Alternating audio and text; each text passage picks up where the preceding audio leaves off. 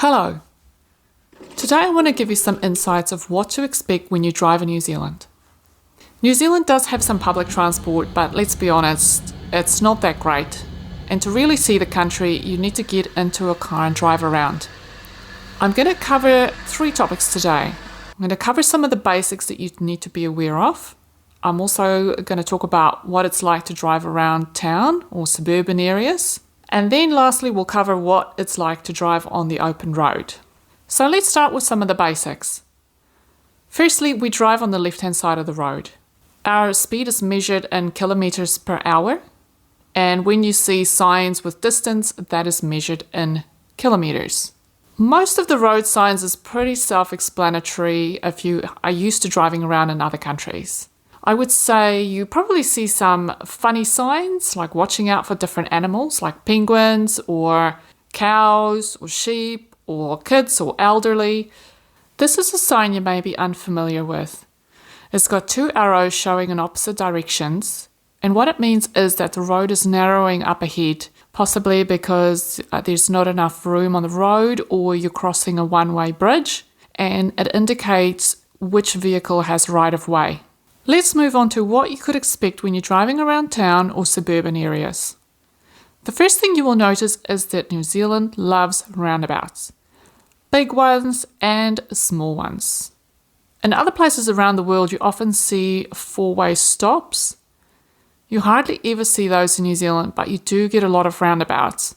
Because we drive on the left, traffic flows in a clockwise direction and you're always giving way to your right. The other thing you might want to be aware of is pedestrians.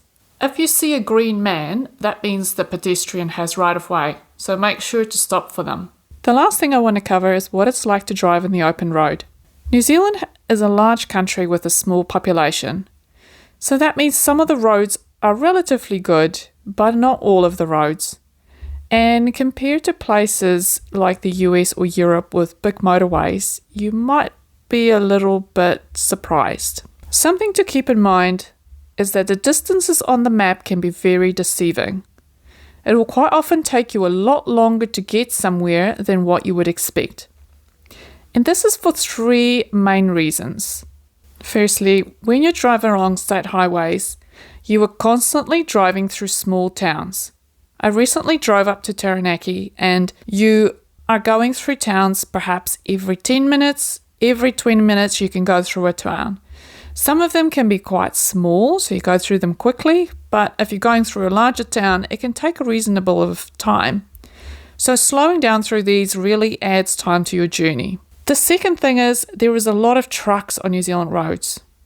And these include milk tankers as well, especially in some of the dairying areas like Taranaki. And so you could get stuck behind a truck, and there's quite limited opportunities to pass them, so you could be stuck behind them for quite some time. Lastly, New Zealand roads are very windy.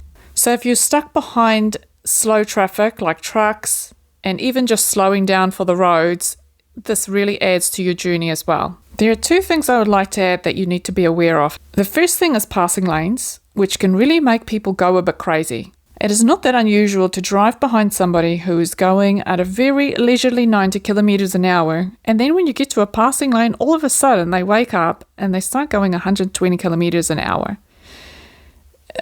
Then you don't really want to pass them. But then as soon as the passing lane finishes, they go back to 90 kilometers an hour. This is a very frustrating and not an uncommon sight. The next thing I would say to keep an eye out for is the police.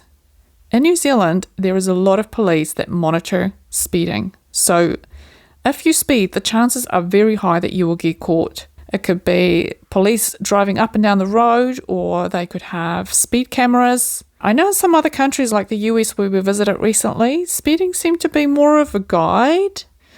In New Zealand, it is strictly enforced, so I would not recommend speeding. Tell me in the comments, what have you experienced driving in New Zealand?